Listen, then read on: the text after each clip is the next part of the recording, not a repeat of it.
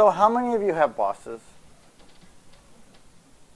Okay. So one of the things that there are, endless talks on here is about how to mentor, right? And how many of you have mentees? How many of you are a mentee? And so you hear a zillion talks about how you have to show up on time and sort of how to work with your mentor. And it's really about, and then you sort of get to be older or wiser or some combination of both, and you learn how to be a good mentor. And yet, what happens, particularly for junior people, is they say, wow, I'm a mentor now. I don't have to worry about how I'm going to interact with my boss. And the purpose of this talk is to point out you all have bosses.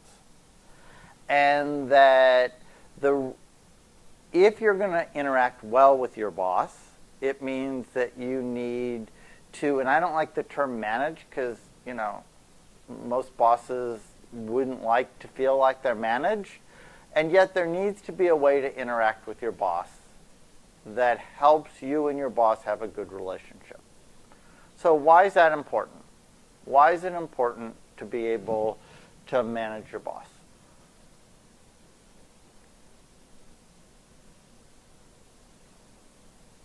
Yeah. That you can develop a reciprocate. I'm sorry? That you can develop a reciprocate. Okay, because your boss, in fact, controls much of your life. The things that you want to accomplish, what do you need to accomplish what you want to accomplish in your professional life? You need support. What does that mean? So you need time. So you need academic time or some time. What else do you need? You need, say what you mean by expectations? Sometimes I don't know what I need to know how to do. So you need sort of knowledge. You need to know what counts as success. What else do you need? Money. You need money. Yeah, sadly, you need money. A salary at least, right? Who controls all of those things? Your boss. Here's the other thing. For those of you who are junior, you look at Dr. McNeil and you say, oh, she's like powerful. Which is, oh, by the way, better than saying, oh, she's like old. Okay, let me rephrase that. Dr. McNeil, she's old and powerful. Or you look at, other people in this room, and you say, wow, they're sort of full professors. They haven't made, and what I'm, Tom Painter, really powerful. And so the point is that it doesn't matter if you're Dr. McNeil. She raised her hand and said she had a boss. And so even when you have more responsibility, it is still the case that you need to manage from the middle. Because everybody in this institution is in the middle. Dean Levine has a boss. The chancellor has a whole board of bosses. And so managing from the middle is something that you all do. How it happens and how you do it well or not well, it seems to me, is really up to you. So how many of you ever complain about your boss? You don't have to raise your hand because you're all... Thank you, Jane, for being the first to raise your hand, though. That was great. That made me feel good. At least my faculty are clear where they sit with me. So the point is you all complain about your boss, and you all want your boss to be different. Here's the key, and it's true of almost every relationship. The only person who can be different in your relationship is you. And so what we're going to focus on now is what do you do to have a better relationship with your boss? Because you're the only one who can change. You can sort of say, well, my boss doesn't do this, or my boss doesn't care about me, or my boss doesn't do this. And the problem is, maybe your boss doesn't. Although your boss hired you, how many of you are physicians? Your boss is spending almost $250,000 on you. Your boss may tell you that quite a bit. The point is, if your boss is doing it, your boss may not, why would your boss hire you and not like you? And so if you think your boss doesn't like you, it really is a question of how do you manage the middle. Now, I've used that term a lot. What does it mean? So I want you to sort of be in pairs of two, just the person to the next to you. I want you to say who you think your boss is. And what does it mean? Spend 2 minutes. Everyone's going to get 2 minutes to talk about what does it mean to manage up, be a manager with your boss. Now, if your boss is the person next to you, then you have to be with someone who's not your boss. Okay, so Missy, you have to go outside. Yeah, but you can't talk to someone. You can't talk to someone who's not your boss. So in 2 minutes, I'm going to ask that you switch. Okay? Okay, 2 minutes. Go.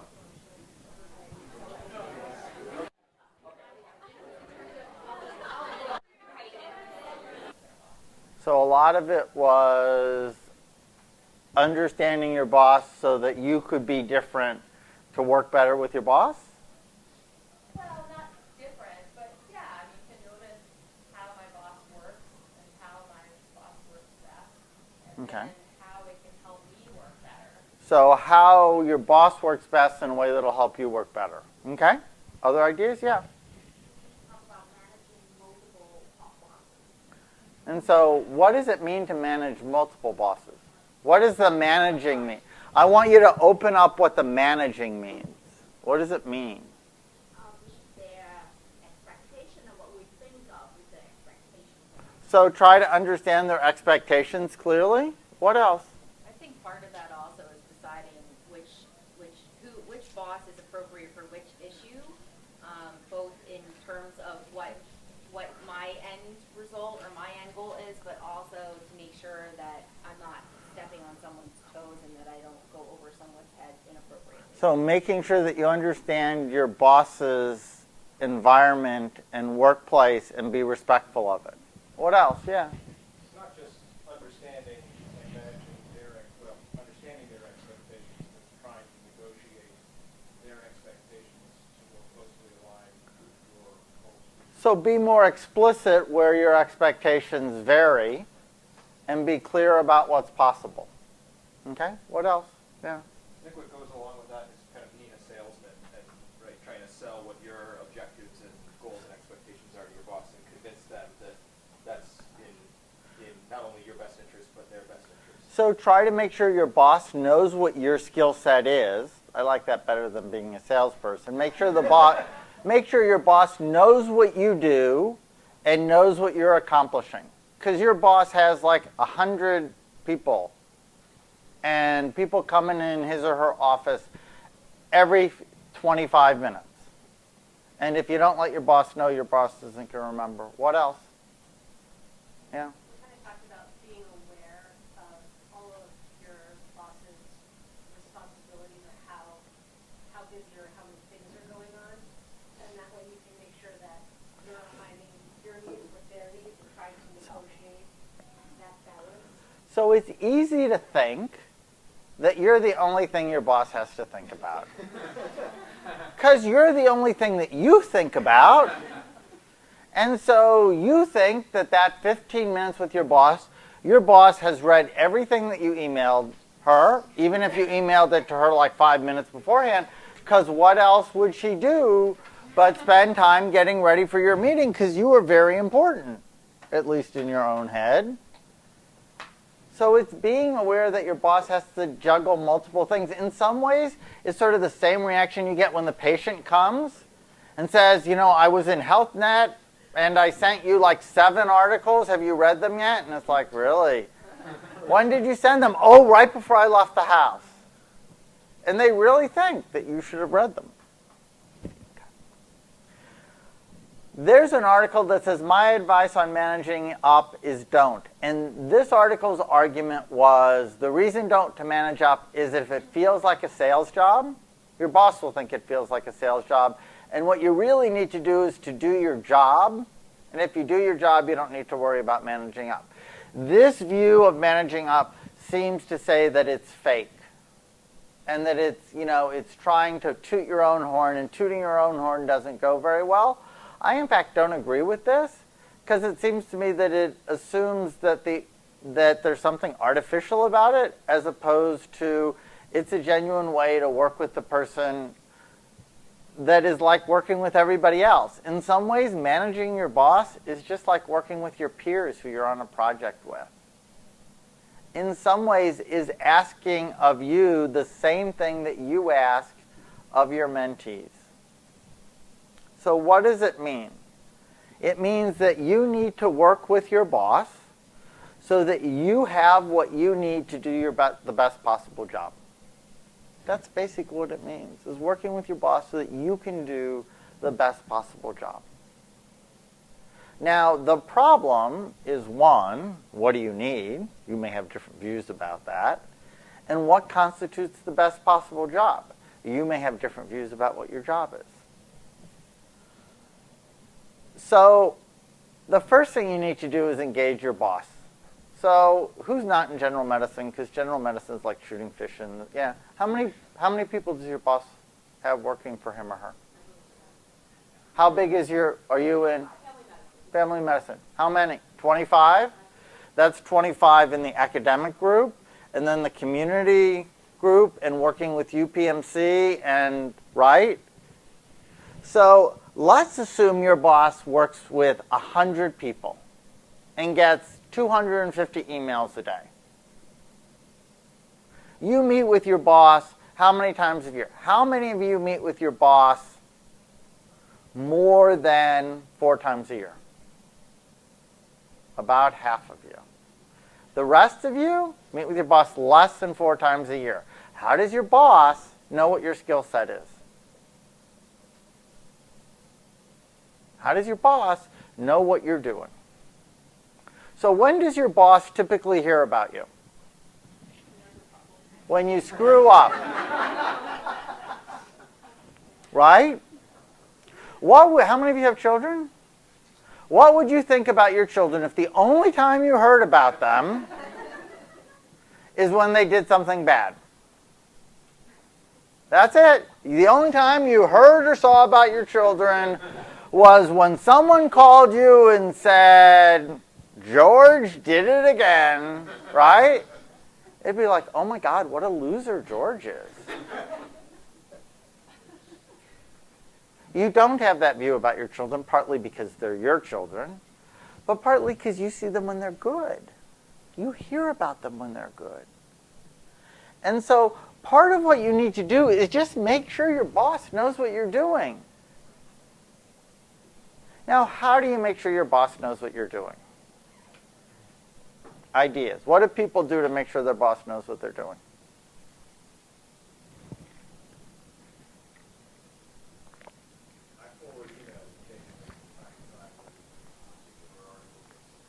So every time you get an article in press, your boss ought to get an email about it. Now, to be honest, your sort of immediate mentor should be sending an email to your boss. And if your immediate mentor doesn't do it, you ought to be doing it. Because, you say, well, I don't want to, flood my boss's email. Oh, you're kidding. Your boss gets so much crappy email that they don't care about. To get an email about one of their faculty who got an article published is like a breath of fresh air. It's better than the emails from Jeff Romoff or from their finance person or from a complaint. Your bosses like good news. What else do you do? How else do you let your boss know what you're learning?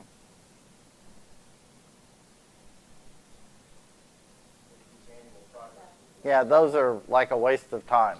If those are anywhere near as painful for your boss as they are for you to fill out, right? And your boss does them in 15 or 20 minutes, right? He goes through and checks those things and is like, that's not a helpful way. There's too much going on. They're meeting with 25 people. It's like when you're doing interviews for residents and you don't remember that. So if you take a course, send your boss a note saying, just took a course in this, I'm really interested in that. Send your boss a really short note. When you see your boss in the hall, stop them for 30 seconds. You know, do you have a sec? I just want to tell you what I'm doing. Just started a new project. Just learned this research skill. Just did this. If you get an email from a student that says how wonderful you are, just forward it to your boss. It isn't that your boss doesn't want to know. Your boss really does want to know. Because remember, your boss hired you. You are the most expensive investment your boss has.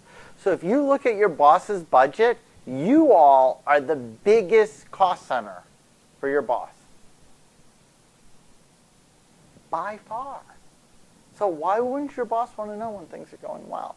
Now, when I say forward them, your boss doesn't like emails that are 17 pages, single-spaced long. So short emails, bite-sized emails that people can read on their cell phone. Okay? Collaborate with your boss. Why is it important to collaborate with your boss?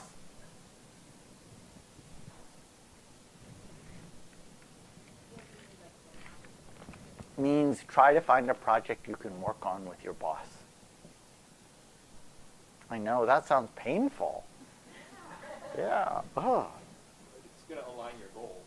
It aligns your goals. What else does it do? It's his skin in the game. Get skin in the game. What else does it do? They get to know your skill set. What else does it do? Build your relationship. Builds your relationship. It's hard to speak badly of someone if you really know them. I mean, unless you're a sociopath, in which case your boss should fire you, and there's a different issue. Right?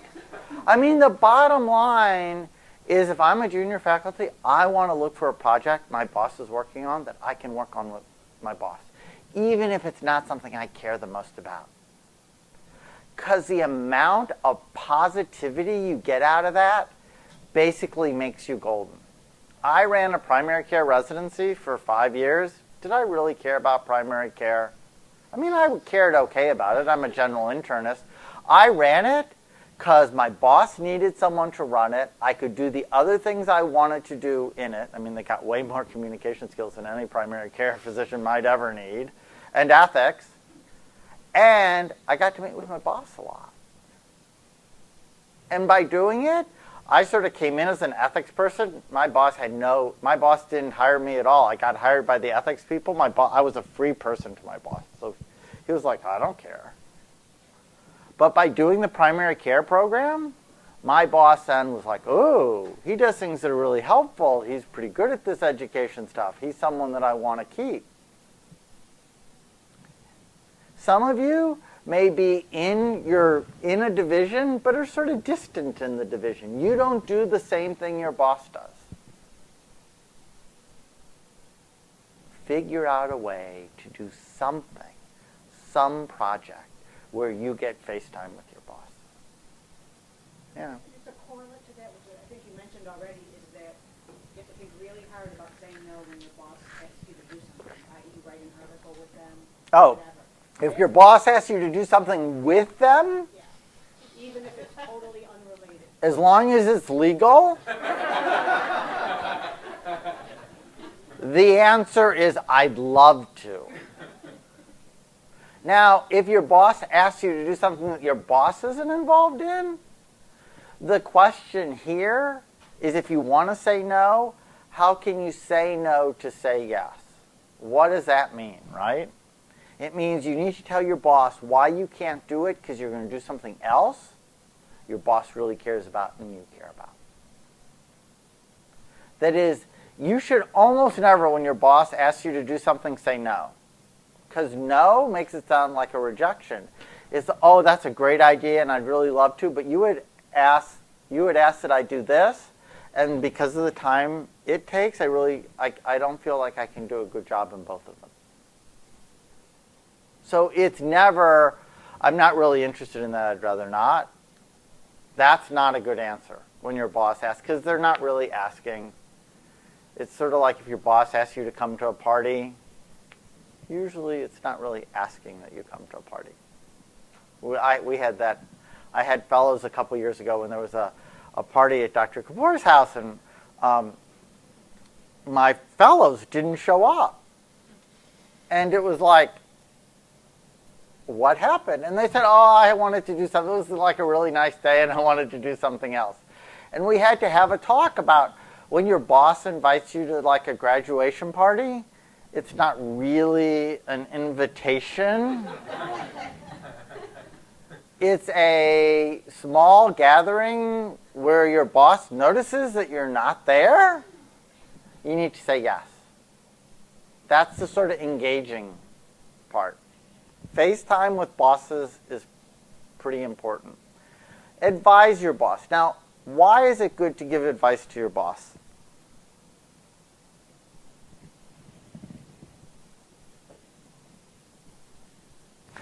Like, I can't imagine why. Why is it good to give advice to your boss?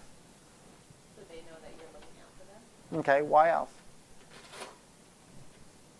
Try to get them to do what you want them to do. That's not advice, that's helpful advice. You do it in like a clever way. Most bosses aren't bosses because they're not clever. What else? Why else do you give advice? Be aware of everything that's going on. They might be playing something that shows in the cracks. Why else? They need help, and you're going to help them. And they like when someone makes them better. And it's engaging, it's FaceTime. Right? Giving advice to your boss is a fabulous way to manage up. The question is, when do you give advice to your boss? When do you give advice to your boss? When your boss asks for it. When your boss asks for advice, give advice. When else could you give advice to your boss?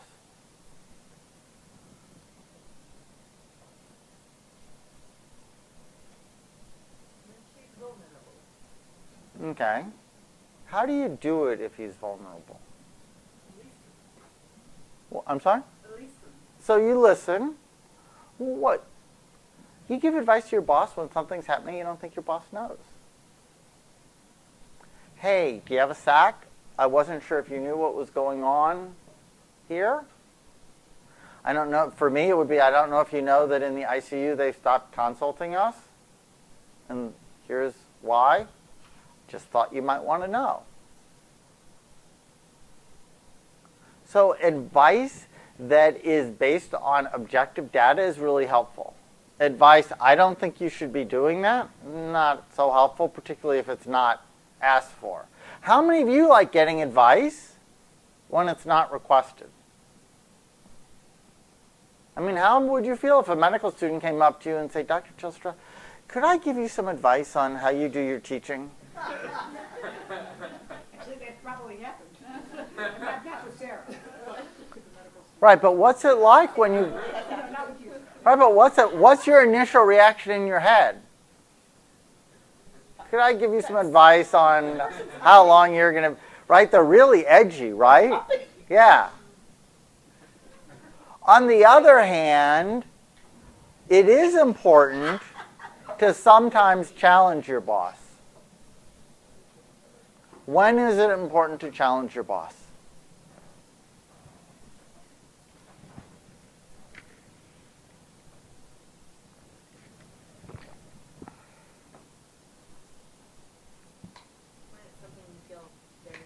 When it's something you feel strongly about. When you care deeply about it, where you think it's really interfering with your ability to do what your boss has asked you to do. Now, I'm not asking for violins for bosses here, and yet one of the things that's interesting about being a boss is you get way less feedback that's direct.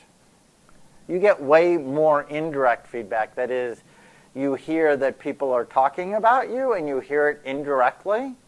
That is both annoying and it's unhelpful. So, and it's sort of isolating. Because when you ask people things, you never know whether they're telling you what they really think or they're telling you everything's okay because you're the boss, and yet when you're gone and the faculty all get together in groups, they're sort of saying other things. That's really unhelpful for you. If you really care about something, you need to tell your boss. Most bosses don't like people who only say yes to them because it's not a helpful way to be a manager. You can't do as good a job if people do that. You won't be a very good boss. And bosses, just like you, want to succeed in their work. That's how they get to be bosses. So the question is, how do you challenge your boss?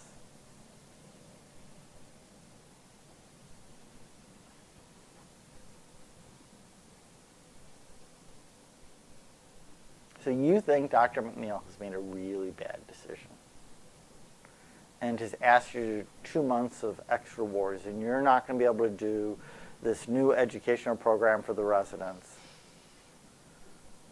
that she asks that you do. What do you say to her? Yes, certainly. Cry. Cry. Well, so you could say yes, certainly, and then what do? You all get together and say, oh, God. No, because in fact, you're not confused.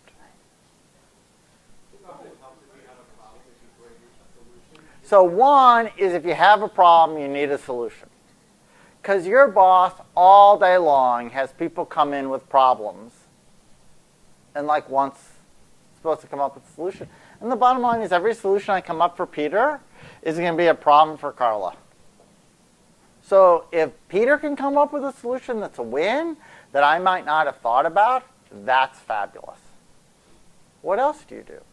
Why are you worried about challenging your boss?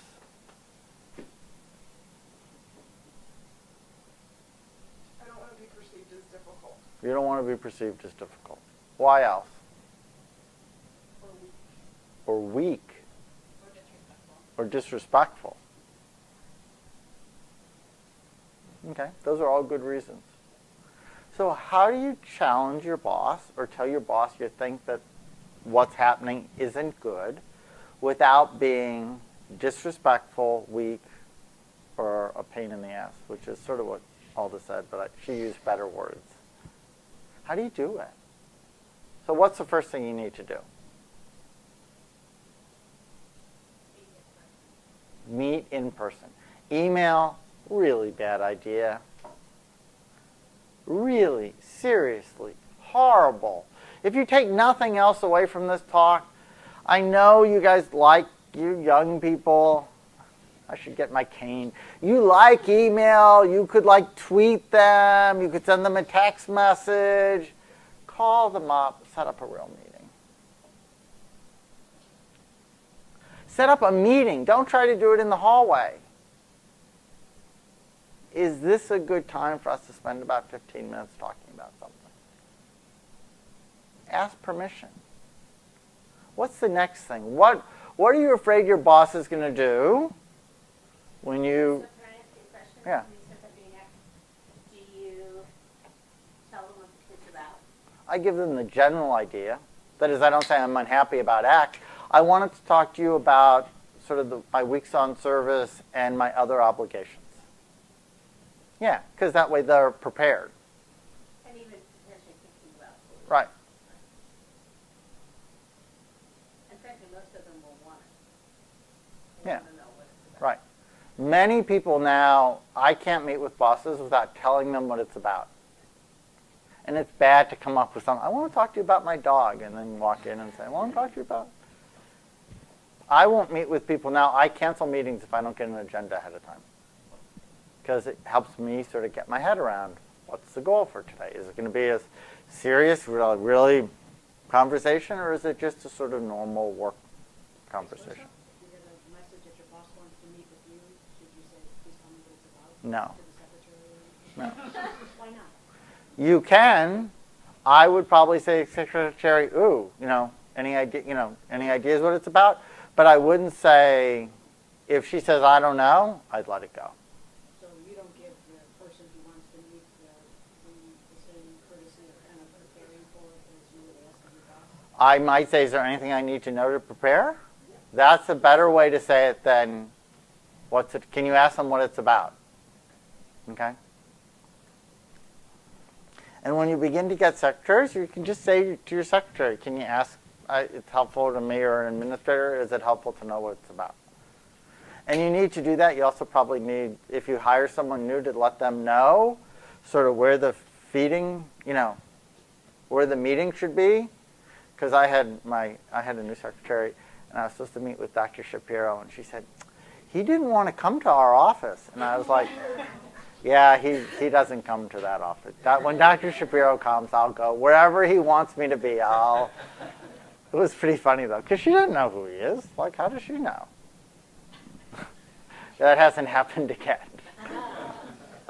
And I apologized. I apologized to Dr. Shapiro. She said, he can meet with you, but he can't come. Do you still want to meet with him? I was like, yeah. It was pretty funny. So you walk in, you sit down. What are you afraid your boss is going to do when you describe? You're really trying to tell your boss you think she's making a mistake.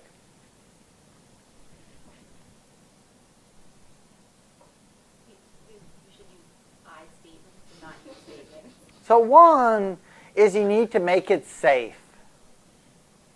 Because how do you all react when someone walks in and tells you they think you're making a mistake? What's your first reaction? You get defensive. You feel challenged. And so what I need to do is I need to make it safe, and I need to make it about shared goals. I need to describe the problem and see if their description is the same as mine. I agreed to do this teaching thing. I think it's really important. I think you and I both thought it's something that the residents could do. And when I agreed to do it, I thought that I was probably going to be on service this amount of time. And I got the schedule, and I'm on service an extra month. And I'm just not sure how I can do both of those things in an adequate way.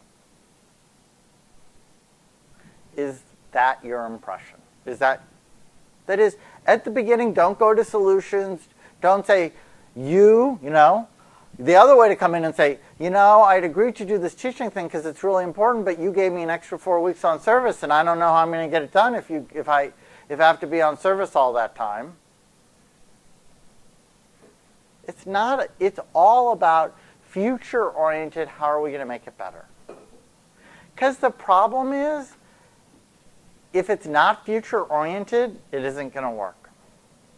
So all these things, we talked about challenging, advising, collaborating, engaging, they all require skills. The first is you need to understand your boss. What's important to her? Yeah. Yeah, we're going to get back to it, but go ahead. All right, the other thing I was going to say is, the other thing I actually think is really important is to vet your items with thoughtful people before you go into your boss. Is this a reasonable thing for me to go in? How should I talk about it? You and I have done that several times about issues that we want to take forward, but I think it helps to actually have gotten feedback about this is really something that's worth the capital of going into the office, and then brainstorming actually how you're going to have the conversation. Don't just do it in your brain. Role play it. Say the words. In your brain, you don't actually really use the words. Sit down with somebody and talk about the language. And you don't think about how your words sound. It's really important to have someone who's a little more senior than you read it. If you're writing something, and say, how does this come across to you? I got something from someone who I think is a fabulous person. He's really, really smart. The language, when I read it, I wanted to strangle him. And he sent it to my boss.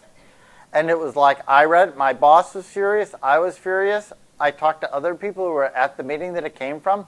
They all thought it was great. It was a matter of, he wrote it in a way that wasn't read by external people. Yeah, all done. I think along those lines, I think if you ask somebody senior for advice and they give you advice, you should take it. I think this Right. example is one of those where if you ask your peers and they all say it's okay, but your boss or somebody above you said, this language doesn't sound right, take the more senior person's. Because your senior person reads it with those eyes.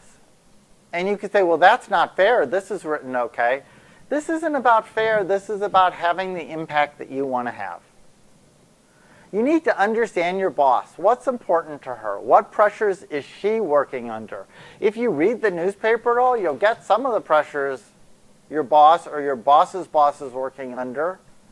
What is her preferred working style? For communication, for discussions, for making decisions. Some bosses, when they make a decision, it is done. And having further conversation is really unhelpful and viewed as not a good thing. Other bosses sort of float balloons and sort of want to get your input on them because that's the way they make decisions. Some bosses like email. Some bosses don't like email. I love email. Dr. McNeil, not so much. You can be upset that Dr. McNeil doesn't like email. It isn't going to get you a gosh darn place. It isn't going to get you any place. What you need to do is say, how does my boss want to work and how can I work with my boss? Build on your boss's strengths. It is not helpful to try to change your boss any more than it is helpful for people to try to change you. Focus on what your boss does well and then say to yourself, what does she need from me to help us succeed?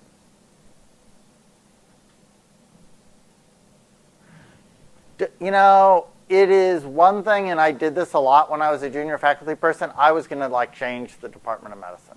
You know, I wasn't going to wear a tie.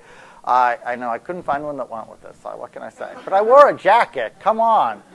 I wasn't going to wear a tie. I was going to, sit in the back at all the meetings and sort of make smart-assy comments more than I even do now. And there's a certain point, yeah, there's a point in which you have to say, do I want to be able to work with my boss and work within the system to get the things I need to do my job, or do I want to be a teenager all the time? And if you want to be able to sit at the table and get the things you need to do with your boss, you shouldn't intentionally sort of say, well, I'm going to change the world. Because your boss is the world. Do what works. View your boss as an experiment. Every boss is different, has different styles that they prefer. I have probably 5 or 6 different bosses.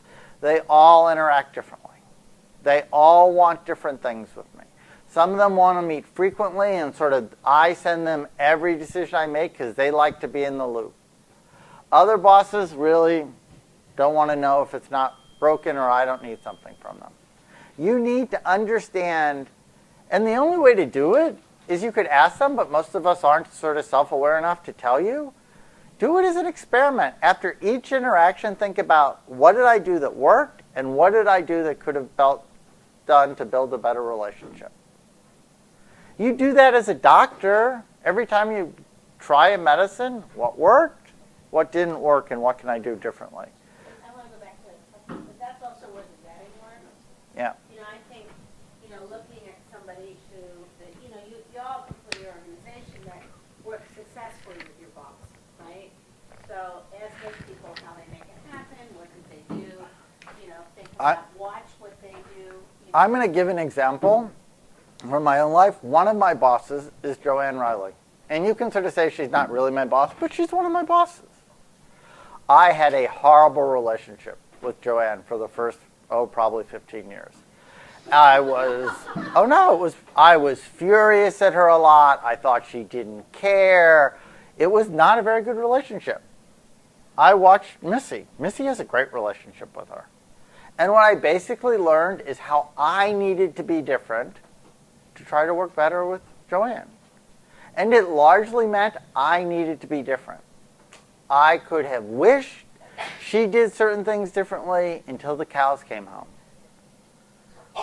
I could have, as I did, tell her that I wish she did things differently. Didn't work. I think I have a good relationship with her now. And it isn't because she did things differently. I did things differently that left a space open for different things to happen. Yeah. Is it ever useful? Because I feel like when you have formal meetings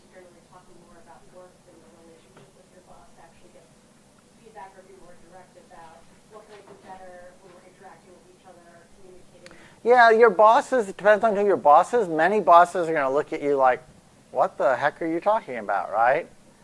But you can get to know your boss as a person. What is your boss like? What's in their office? If you go into, who's the guy who's head of pulmonary? Huh? If you go into Mark Gladwin's office, you know exactly what he cares about the minute he walks into that office. It looks like a bloody football shrine. Right? Go into Wishwaw's office, he clearly cares about his kids. Go into my office, it looks like a 3-year-old's office. The point is, if you're in their office, you begin to get a sense, talk to them about that. Who doesn't like, all of you, who doesn't like someone who seems interested in you as a person?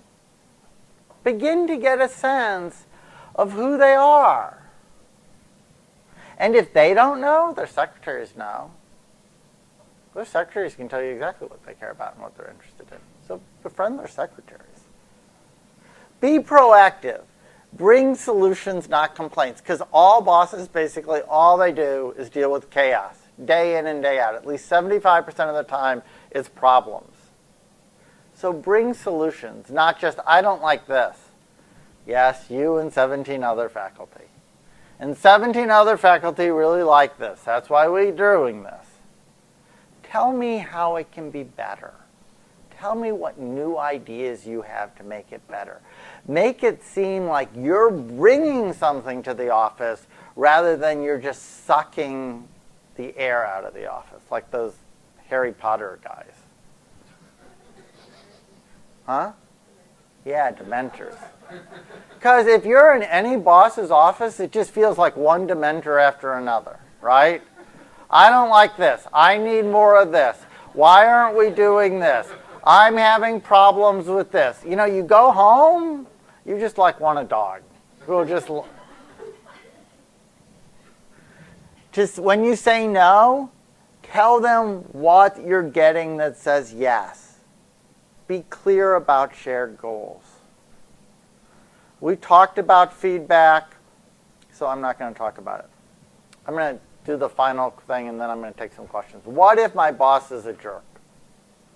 Well, the first thing you should say to yourself is, how did this highly successful, hardworking person become a jerk?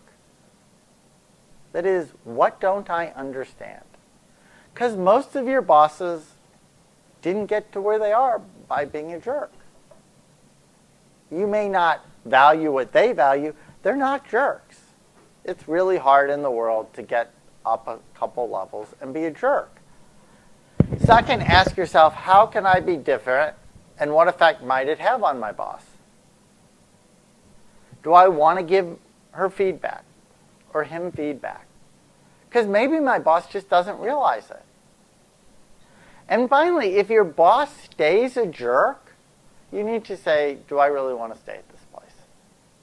I mean, if you really dislike your boss and really think your boss doesn't like you and is really always going to be unsupportive, remember, why are you managing with your boss? Because your boss controls your time, your energy. And if your boss doesn't care about any of those things, you need to ask yourself, is this the place I want to be? Because in the end, the only person you're going to change is you. What if my boss doesn't listen to me? Well, why would your boss set up meetings with you and then intentionally ignore you? Really? Maybe your boss needs a hearing aid. Am I confusing intent with impact? That is, many people, like those of you who have kids, your kids say, you never listen to me. What they mean is you don't agree with me. So are you confusing intent and impact? That is, their decisions you don't like, it doesn't mean they're not listening. That is, that not listening is an intent. You're assuming you know what's in their head from their behavior. You don't like their behavior doesn't mean that they're not listening to you or ignoring you. Am I providing the information in the best way for my boss?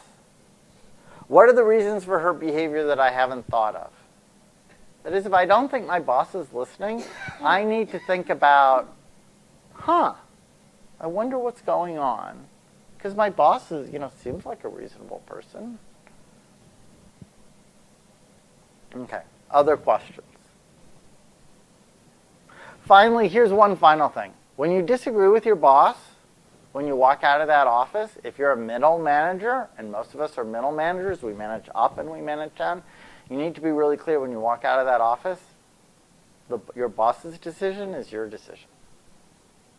It is really disruptive when Dr. Kapoor tells me something I don't agree with, and then I go out to Alda, and Alda asks me, and I says, well, I don't really agree with it, but Wishwa said. That's really unhelpful, because your boss is going to find out about those things. Hospitals like ours, most places, bosses hear about almost everything. You may think that you're just gossiping to your friends, but then your friends gossip to other friends, and they gossip to the secretaries, and they gossip to your secretary. You end up finding out. So when you walk out of the office, you got to be on the same team. If you can't be on the same team, you ought to have told your boss that.